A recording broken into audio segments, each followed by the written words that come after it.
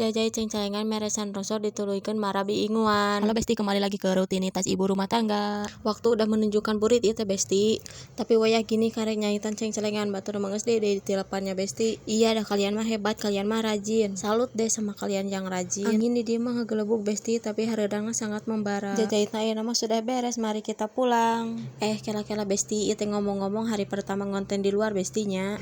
Kita beranikan ngonten di luar. Dikarenakan kita sudah nyampe Rorompok, mari kita lanjutkan meresan rongsok. Ngonten di Rorompok mah bisi bosenan si Besti-Besti, jadi ayeuna mah memberanikan diri ngontenna di luarnya Besti ulah dihujat. Tapi mun resepkeun pitina mah ulah di-skip, bantingkeun we HP-na. Heula batur sangu ieu teh Besti, tidak ada tahu hanya ada tempe.